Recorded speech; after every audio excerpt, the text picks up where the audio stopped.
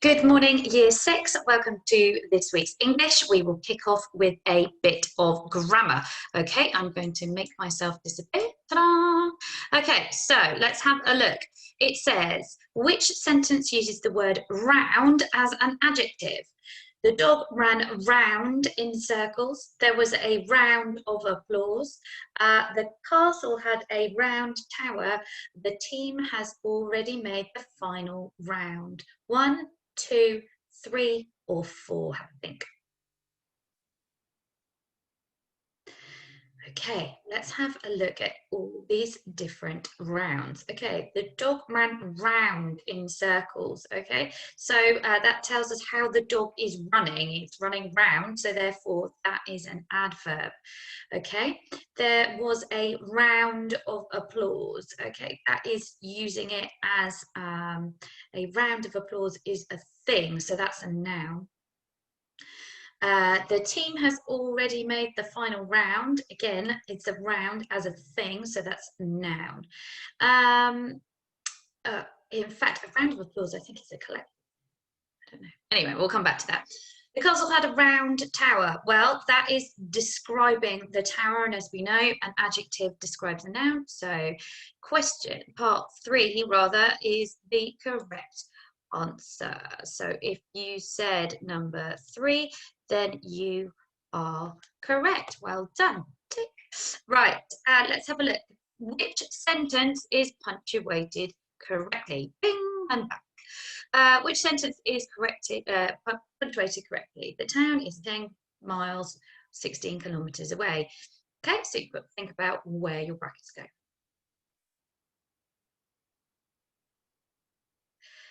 So your brackets are there to add more information. So which gives the extra bit of information that we need? Well, it is the first one. Tick.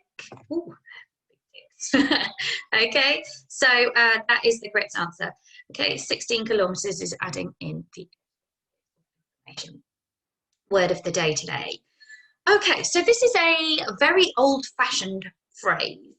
Gimlet eye or gimlet stare. Okay, it's very old-fashioned and it fits in beautifully with Oliver Twist because of the time that it was written, and it is a noun. It means to stare at someone or something in a piercing manner or to stare in extremely watchful manner. So giving you the gimlet eye and staring to make sure you are concentrating on your English and not doing something else at the same time. My sentence is the officer fixed his gimlet eye on the man standing in the shadows. I want you to pause the video and write me a sentence using this word. It would be lovely, those of you who always regularly do this, to write down the word, write down what it means, write down the fact that it's a noun, it's a thing, as well as your sentence.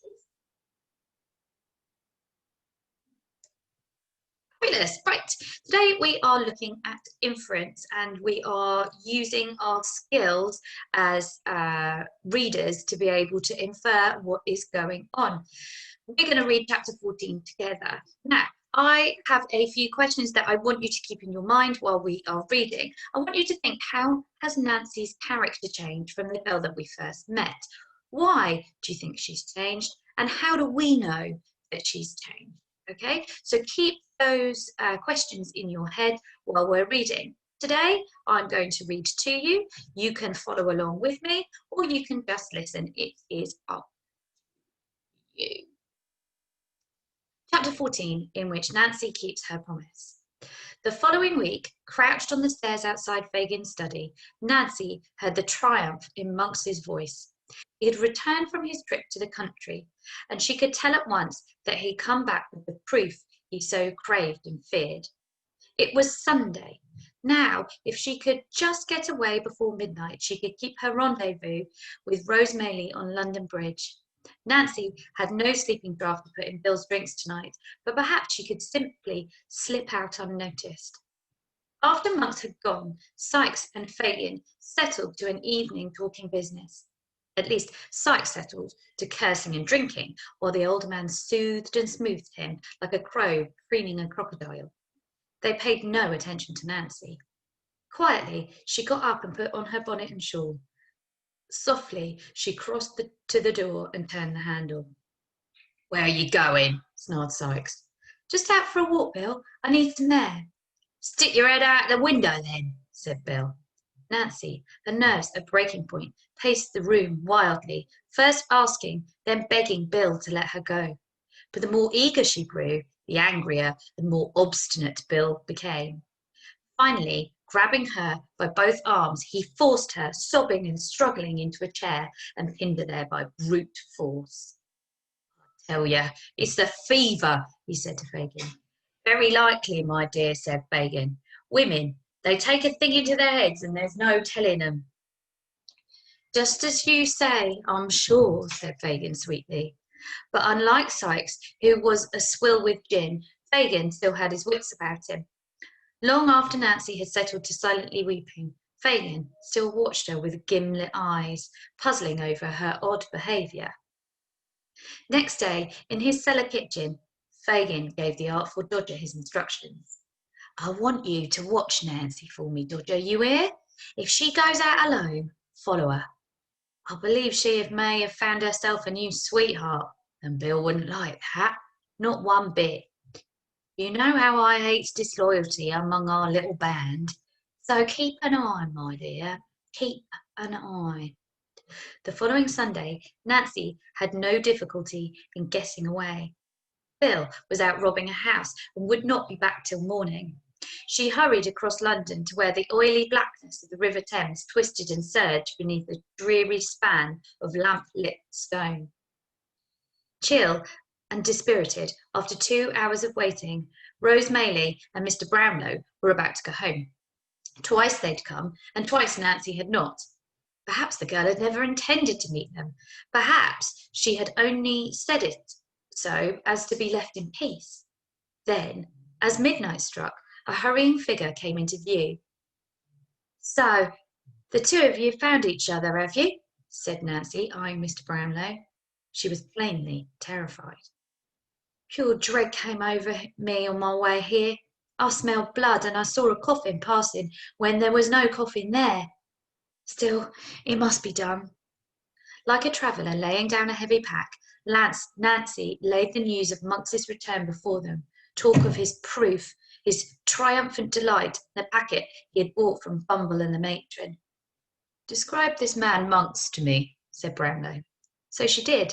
His age, his twisted face, eyes so deep set as to make his face like a skull. "And on his neck?"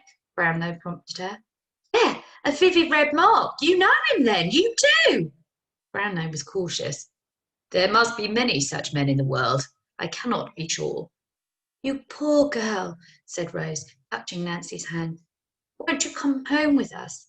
Even now, it's not too late to break free of those dreadful associates of yours. I can see you're not like them, not truly wicked. Come away with us now. There are places where you could be safe, where you could begin again." "No, don't ask it. It may be wrong, but I'll never leave the man I love. It'll be the death of me, but I'll love him till the day I die. Save Oliver. Give him a chance in life. 5 months, if you can, and take that proof off him. But as for me, I'll never give up on my Bill." And she was gone, stumbling away, weeping. Little did she know that hidden in the well of the bridge steps, the Artful Dodger stood listening and had heard every word. Ooh, ooh, ooh. Okay, so it's a lovely chapter, that one. I really like it. I particularly like the bit, if I go back for you, this bit here, I really like this bit where he smoothed him like a crow preening a crocodile. That really stood out to me. I really like that. I think that's quite lovely. Okay, let's think about what we know about Nancy then. Nancy begins as a character who the boys all love. She's always a really nice character, but she's very loyal to Fagin and the boys. She doesn't think twice about the fact that they are doing something that's criminal and wrong, and it doesn't seem to really bother her very much. And then she begins to change. She also, if you think back to the early pages, she also goes and snatches Oliver away from Mr. Brownlow, and she's Bill's accomplice when they kidnap him. But then she does change, doesn't she? How does she change? She becomes a bit more sympathetic. I think maybe, do you think she gets to know Oliver? Maybe she sees that Oliver has this opportunity for a better life and that he's a good person, and he's not really suited to the life that the Artful Dodger and the other boys are living. And the fact that she then changes her attitude tells us quite a bit about the fact that perhaps she recognises what she's doing isn't right, and that she wants to support anyone who can. Now, if we're going to write this as an answer, prove it, explain, we're going to need some quotes, and this is tricky. Okay, so what we can do is we can use quotes, but we can always also refer to things, because we don't have the book in front of us, so we can refer to certain things that have happened. So I am going to open a Word document, and I'm going to show you how I'm going to start this. So what we're going to do is we are going to start like this. So it says, how does the character of Nancy change throughout the book? All right. So we are going to begin with our answer, okay? Our answer inverts the question. It turns it on its head. So we begin with the character of Nancy changes throughout the book. Okay, so all I've written there is the question. I've turned the question into an answer.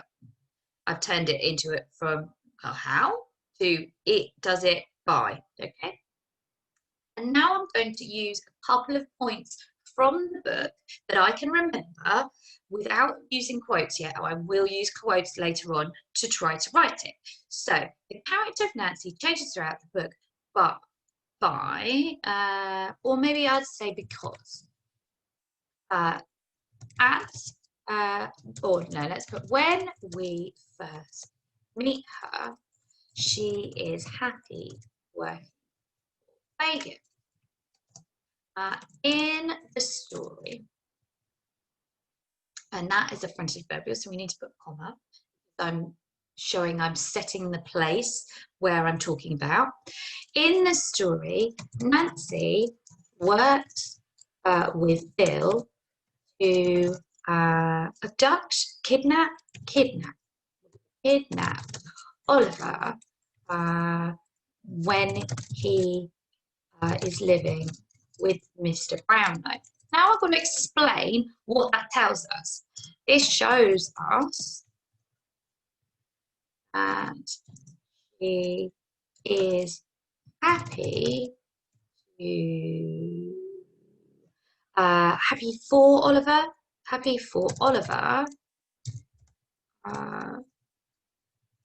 come back to the life of crime that Fagin. Okay, so my first little paragraph, little few sentences are explaining how she is at the beginning, but the question is, how does it change throughout the book?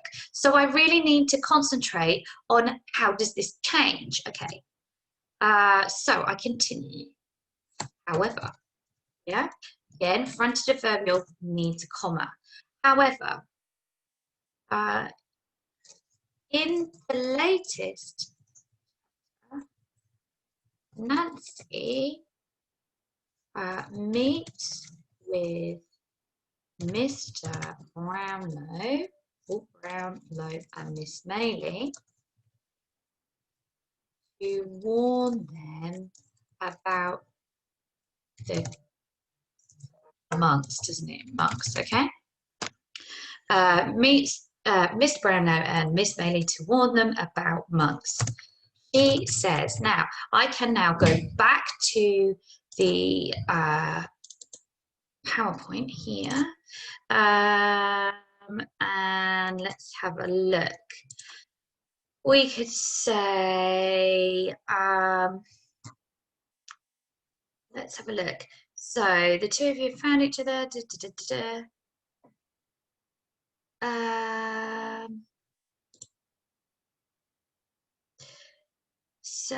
Okay, so she says save Oliver, doesn't she? So let's have a look. Let's go back to my Word document.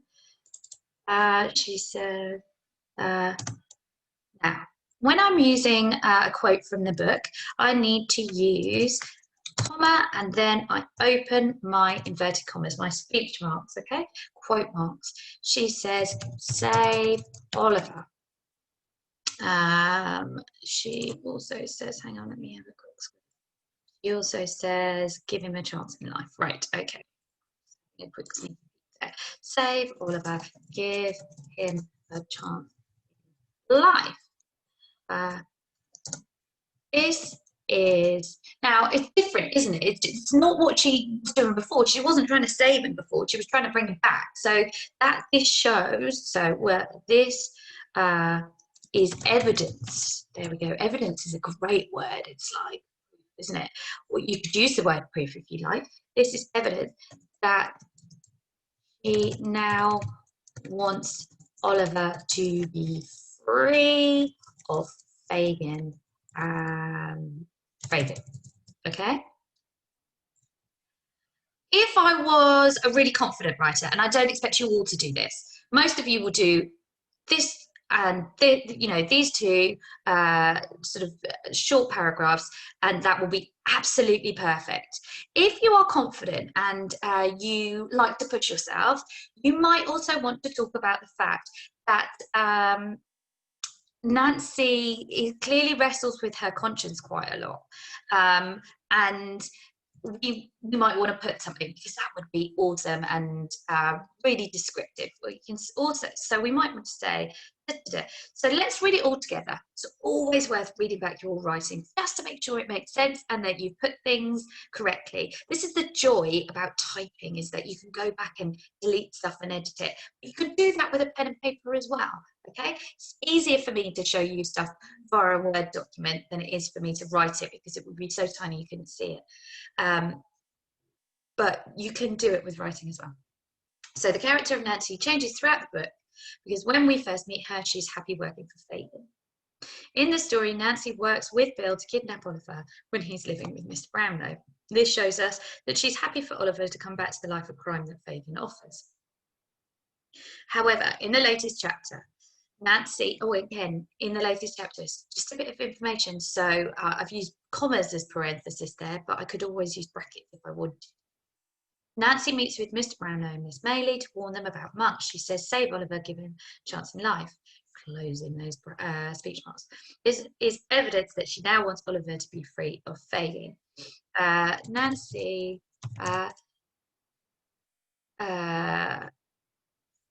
finds this change in her character difficult.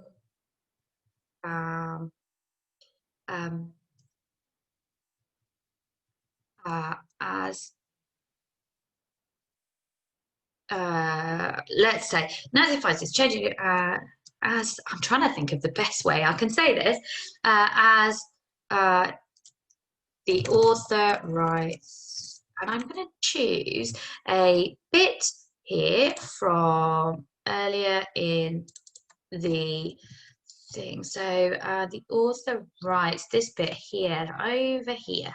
Her